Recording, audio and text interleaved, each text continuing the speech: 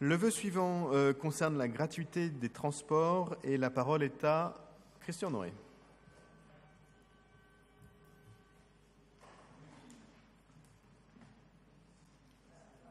Allez-y. Non, mais en fait, ils marchent tous, même si la lumière ne marche pas. Oui, monsieur le maire. Donc, ce vœu porte sur la gratuité pour les personnes sans domicile fixe, bénéficiant d'une domiciliation administrative et répondant aux conditions d'âge. Aussi curieux que cela puisse paraître, j'ai rencontré dans une structure qui fait de la domiciliation administrative, on m'a présenté une personne de 70 ans et elle n'a pas pu avoir la gratuité des transports, le pass Navigo. Bien. Donc, j'ai insisté. Le responsable de la structure a appelé les services de la mairie et on lui a répondu « Ah non, ce n'est pas prévu ». Donc, je l'ai envoyé à Pierre Bournazel pour qu'il fasse une intervention personnelle pour voir comment on pouvait aider cette personne. Je me suis renseigné auprès des services de la ville de Paris et auprès d'une de mes collègues qui est au fait de ces dispositifs.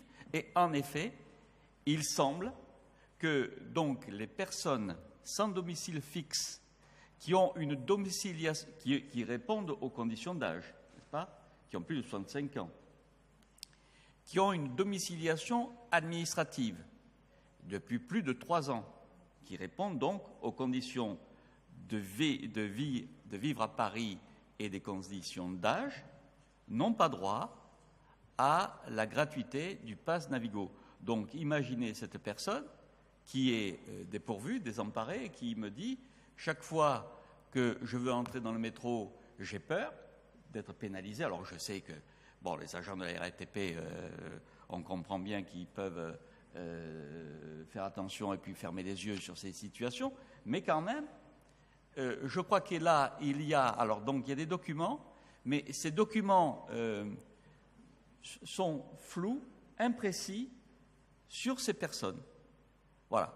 Donc, le vœu que je vous propose, alors je dois vous dire que je l'ai présenté au Conseil de Paris, mais monsieur le maire, vous savez, enfin les conseillers de Paris savent que le vœu peut être posé de 3 façons différentes. Soit c'est un vœu simple, soit c'est un vœu rattaché à une délibération, mais si c'est un vœu rattaché à une délibération du budget, vous avez une quinzaine de vœux qui passent, ils sont présentés bien entendu, mais ils ne peuvent pas être défendus, comme je le fais actuellement, par l'élu qui est auteur de ce vœu. Et donc, mon vœu n'est pas passé, sans que je puisse oralement le défendre comme je le fais aujourd'hui devant vous. Donc j'ai pris la liberté, je me suis renseigné auprès de l'administration, j'ai pris la liberté de vous le reposer aujourd'hui. Je ne l'avais pas fait au conseil d'arrondissement, je ne l'avais fait qu'au conseil de Paris, pour attirer votre attention sur ce problème. J'ai interrogé plusieurs élus de la majorité qui m'ont dit « bah oui, il faut voir ça ». Et en plus, quelqu'un m'a dit « mais en plus, ça ne va pas coûter une fortune de permettre à ces personnes, donc, de bénéficier de la gratuité du pass Navigo lorsqu'elles répondent, bien entendu, aux conditions d'âge et du nombre d'années passées à Paris. Donc, plus de 65 ans et plus de 3 ans à Paris. Voilà, mes chers collègues. J'espère que j'ai été clair sur... voilà. Je vous remercie. Merci, Charles Briand. Oui, donc pour bien se comprendre, depuis 2018, on a mis la gratuité intégrale du titre de transport pour les Parisiennes et Parisiens de plus de 65 ans. Donc ça, c'est ce qui a été décidé. Sous condition de ressources. Donc il y a des critères que ça. Alors, les autres conditions sont habiter à Paris depuis au moins 3 ans. Voilà. Cette situation est appréciée dans les 5 années qui précèdent la date de la demande. C'est-à-dire qu'on peut avoir habité Paris pendant 3 ans de manière discontinue au cours des 5 dernières années précédentes. Voilà.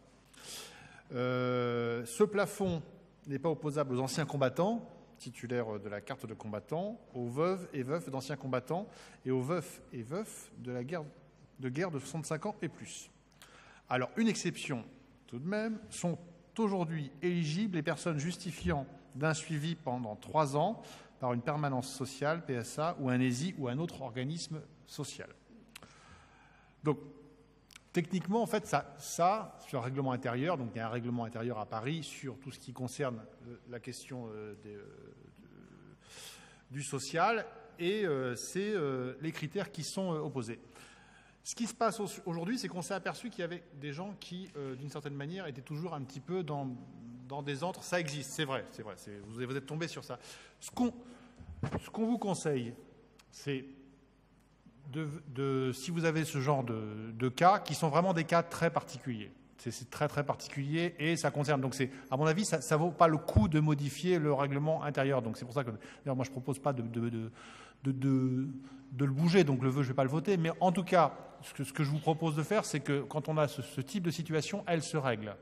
Par contre, ça va plus vite de passer par la mairie que passer par M. Bournazel, avec tout le respect que j'ai pour M. Bournazel.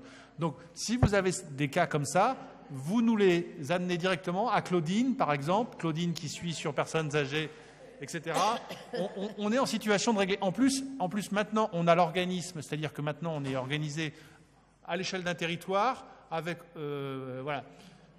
Il y a possibilité de régler cette position. Après, plus généralement quand même, parce que j'en profite quand même pour dire 2-3 choses, c'est que tout ce qui est sans domicile fixe, c'est la compétence régalienne de l'État.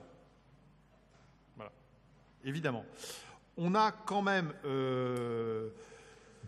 une décision forte qui pourrait être prise pour justement permettre de solutionner beaucoup de cas, autres que la personne que vous avez vue et auquel vous avez prêté attention et que je pense que vous avez bien fait, parce qu'on va pouvoir régler son problème. Donc ça serait d'aider aussi tous les bénéficiaires de l'AME en Île-de-France en matière de transport. Or, depuis le 1er novembre, la réduction des tarifs des transports pour les bénéficiaires de l'AME qui résident en Île-de-France a été remise en cause, partiellement par le STIF, en posant des problèmes d'accès effectif de réduction. Alors, la réduction de 50% au lieu de 75%, contrairement aux réductions accordées aux bénéficiaires du RSA et aux demandeurs d'emploi qui bénéficient à la fois de la CMU et de la SS. Donc, pour l'achat de forfaits Navigo mois et semaines, il s'agit donc d'un remboursement a posteriori par lettre chèque et jusqu'en septembre 2019. Et la réduction n'est pas valable pour l'achat de passes Imagine Air ou Navigo. Le remboursement de 50% du prix du forfait peut être demandé pour les forfaits achetés à partir du 29 octobre 2018. Donc je vous dis tout ça quand même, parce que pour votre information, parce qu'on parle des critères et tout ça, et pour dire que aussi il y a moyen aussi d'améliorer la vie des gens, qui en ont le plus besoin, c'est-à-dire ceux qui sont le plus dans la difficulté. Donc j'espère que cette volonté politique qu'aujourd'hui vous nous témoignez dans le 18e, voilà, que aussi vous puissiez aller glisser quelques mots dans l'oreille de Madame Pécresse. Et je crois que ça serait ça ferait de bonne aloi, comme me corrige Catherine, voilà, qui a tout à fait raison. Voilà. Donc je ne vous propose pas de voter, mais je vous propose évidemment aujourd'hui, si ça arrive, parce que c'est des cas particuliers, qu'on puisse les régler et de façon très rapide, ça peut se faire. On s'est renseigné au niveau de l'hôtel de ville. Évidemment, dès que c'est signalé, on arrive à régler les situations. Merci beaucoup. Alors, attendez. Un mot de Pascal Julien, un mot de Claudine Bouygues, et puis Christian Honoré pour nous dire s'il maintient son vœu ou pas, et on passe au vote. Non, mais c'est une question. Finalement, Valérie Pécresse n'a pas respecté la loi pendant 2 ans quasiment. Enfin, non, pas pendant 2 ans, pendant 1 an. Ça fait combien de temps? C'est si long qu'on ne sait plus combien. Qu'est-ce qu'il pourrait faire? Qu'est-ce qui pourrait obliger Valérie Pécresse à respecter la loi sur ce point-là, sur le remboursement? Parce que ça m'étonne quand même. Je veux dire qu'une élue régionale bafoue la loi au vu et tout, et que ça continue, quoi. Qu'est-ce qu'on peut faire? À toi. Je ne propose pas qu'on réponde à la question ce soir. Bon, moi, je vais dire qu'il y a ceux qui ne respectent pas la loi, et nous, ici, on essaie de faire en sorte, je crois que ce soir, d'ailleurs, on y a répondu en grande partie, on essaie de faire en sorte de la respecter. Simplement, M. Honoré effectivement, je reprends ce que vous a dit Gérald Briand, on reçoit des lettres tous les jours, le maire reçoit des lettres tous les jours pour attirer l'attention sur des cas particuliers. Effectivement, il y a des fois des choses à la marge qui ne sont pas toujours dans la réglementation ou qui peuvent se régler. Notre travail aussi comme élu, c'est aussi de faire ça comme vous le faites à votre place. Mais quand on est adjoint, on fait ça avec plaisir. Donc, n'hésitez pas à nous faire ce type de signalement. Peut-être que la personne que vous avez rencontrée, elle n'était juste pas suivie depuis un certain temps dans une permanence sociale et que du coup, elle ne pouvait pas avoir accès. Voilà, si elle avait fait l'objet d'un suivi, elle aurait sûrement pu avoir accès. Et il se trouve que dans les SDF, malheureusement, il y a plein de gens qui ne sont pas suivis. On les rencontre de temps en temps. Bon, et dans ce cas-là, quand on peut faire avancer le sujet, il faut le faire. Mais sur ce type de problème, vous savez, les gens, on les voit tous. Il n'y a pas de problème là-dessus. Hein. Et quand on peut régler le problème indirect, c'est aussi simple. Je peux, monsieur le maire ? Bien. Monsieur Briand, mes chers collègues, est-ce qu'on peut, de temps en temps, ne pas faire de l'idéologie ? Lorsque je vous ai dit, j'ai cru avoir été très précis. Je rencontre une personne, le responsable de la structure a appelé les services. Bien entendu, moi je ne suis pas compétent, je ne connaissais même pas qu'il y avait ce problème. J'étais là pour une réunion, une visite, une réunion de travail, et puis il me dit, tiens, monsieur Honoré, je vais vous présenter ce monsieur. Je découvre le problème. Je me fais expliquer, réexpliquer, parce que j'ai fait de la communication, je sais ce que c'est que de l'information, et je me fais donc confirmer l'information. Quand je lui ai dit, je sais très bien que Pierre Bournazel ne peut pas tout, mais je lui ai dit, écoutez, moi ce problème je ne le connais pas, allez voir à la permanence et Pierre Bournazel va faire quelque chose, il va écrire. C'est pas quelque chose de... Comment ? Je n'agresse personne. J'essaie d'aider. Et maintenant, M. Briand et Mme Bouygues, vous entendez ce que vous avez dit ? Ah oui, le problème existe, donc ça signifie qu'il n'y a pas que ce monsieur, il y a d'autres messieurs donc, qui ont plus de 65 ans, qui est SDF, et bien entendu, n'a pas de ressources. Et je vous signale, j'ai le papier là, le responsable de la structure a bien vérifié que la personne répond aux conditions d'âge et de vie à Paris, bien entendu. Le responsable de la structure ne va pas s'amuser à appeler un responsable de l'hôtel de ville comme ça. On est dans enfin, c'est un individu, enfin, c'est un SDF, le gars. Bien entendu qu'on l'aide. Et vous êtes en train de me dire, mais ça c'est extraordinaire, vous êtes en train de me dire, le problème existe, donc il y a des angles morts, on ne va pas changer un règlement. Non mais, vous vous rendez compte ? Le règlement, monsieur, il est au service de l'individu. Donc le règlement, monsieur, vous savez ce que je lui dis ? Je ne veux pas vous le dire parce que ce serait un gros mot, mais le règlement, on le change. Ce n'est pas parce que ça va fatiguer quelqu'un d'écrire un règlement qu'on ne va pas le faire. Parce que sinon, je vais vous dire le mot que je vais dire au règlement. Je m'en fous du règlement. Vous comprenez ?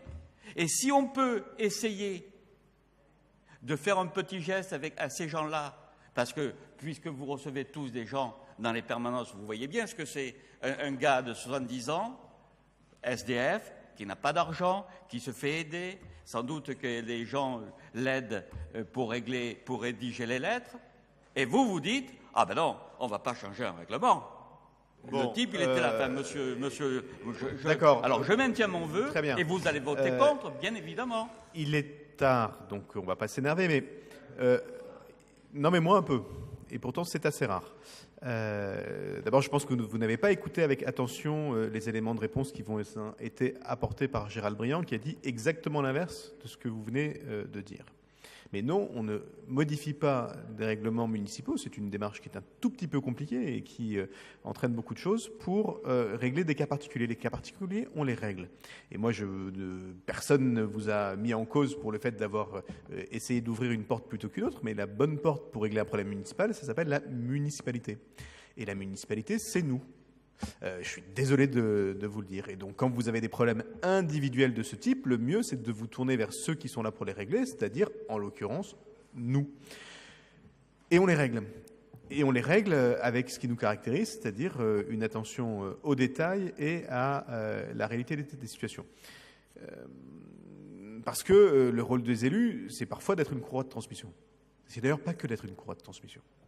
Mais franchement, le rôle du conseil d'arrondissement, si on a un tout petit peu de respect pour ce pourquoi nous avons été élus, et si nous avons un tout petit peu de respect pour l'assemblée que nous formons, le conseil d'arrondissement n'est certainement pas le lieu pour, par le dépôt de vœux en permanence sur tout et sur n'importe quoi, pour attirer la situation, pour attirer l'intérêt de chacun sur des situations individuelles. Ce que nous faisons ici, nous les élus, c'est de régler les problèmes généraux. Et bien sûr que nous avons à avoir une attention aux détails. Mais enfin, si la seule façon qu'un élu d'opposition a de travailler, c'est de faire des vœux, je pense que c'est réduire très largement le rôle des élus, et notamment le rôle des élus de l'opposition. Et donc, non, les vœux ne sont pas faits pour traiter de ces sujets. Les vœux sont faits pour traiter de sujets d'ordre général. J'ajoute, dernier mot, vous l'avez dit vous-même, ce vœu, il a été débattu au Conseil de Paris. La psy, et le premier adjoint, vous n'avez pas pu vous exprimer vous-même sur le sujet, mais le premier adjoint à la maire de Paris a fait une réponse sur ce vœu, que vous n'avez certes pas présenté, mais qui a pourtant été débattu, puisque réponse y a été apportée par le premier adjoint à la maire de Paris, en charge notamment du budget, et qui avait déjà donné les éléments de réponse qui ont été ceux de Gérald Briand. Donc, moi, je veux bien qu'on se le retape une deuxième fois ici, puis après encore au Conseil de Paris une troisième fois, et puis encore une quatrième fois ici. Il y a un moment, il faut juste un tout petit peu respecter l'Assemblée que nous formons. Respecter l'Assemblée que nous formons, c'est aussi respecter le niveau du débat qui doit être celui que nous avons à avoir ici aujourd'hui. Voilà pourquoi je souhaite, comme Gérald, comme Claudine, que nous réglions les problèmes individuels qui se sont posés, et nous le faisons, mais pas que nous votions ce vœu s'il est maintenu. Je vais donc le soumettre au vote. Qui est pour, qui est contre, il n'est pas adopté.